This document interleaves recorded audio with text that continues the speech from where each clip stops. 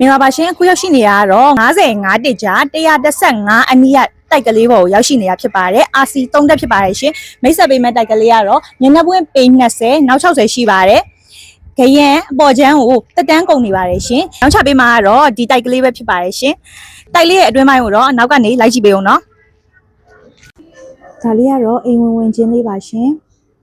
အိမ်ကန်းလေးလည်းလုပ်လို့ရပါတယ်ကားတစ်စီးလည်းကောင်းကောင်းသွင်းလို့ရပါတယ်ရှင်ဒီအနောက်လေးမှာတော့Master Baron တခန်းပါပါတယ် Master Baron လေးကတော့ကျွေးပြားခင်းပြီးတော့ဒီချိုးကန်းအိမ်သာကျွေးပြားခင်းပြီးဘူထိုင်ပါပြီးဖြစ်ပါတယ်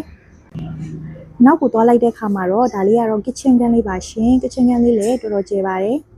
ဟုတ်ကဲ့ဒီဘက်ဘေးမှာတော့ရေချိုးကန်းအိမ်သာနောက်တစ်လုံးပါပါတယ်ရှင်ဒါလေးကတော့ပထမတက်ကလေးဖြစ်ပါတယ်ပထမတက်ကလေးမှာဆိုရင်ဖျားကန်းလုပ်လို့ရမယ် space လေးပါပါတယ်တိုက်ကလေးကအကျန်းတဲ့ကိုအမြင်တိုင်းရောက်ချပေးသွားမှာဆိုပေမဲ့ရေလိုင်းမီးလိုင်းအကုန်ပါပြီးသားပါရှင်ဟုတ်ကဲ့ဒီဘက်အနောက်ဘက်မှာတော့စင်ကယ်ကန်းလေးနှစ်ခန်းပါပါတယ်ရှင်စင်ကယ်ကန်းလေးတွေကလည်းအတန်အသင့်ကျယ်ပါတယ်ရှင်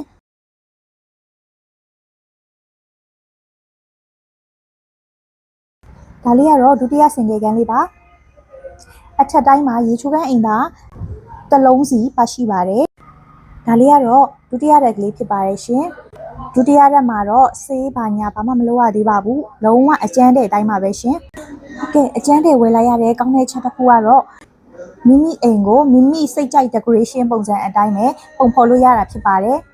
ဒုတိယရက်မှာလည်း single နှစ်ခန်းပါရှိပါတယ်ရှင်ဒါလေးကတော့ရေချိုးကန်းအိမ်သာနေရာလေးပေါ့နော်ဒါလေးကတော့အပေါ်ဆုံးတက်လာတာဆောင်လေးဖြစ်ပါတယ်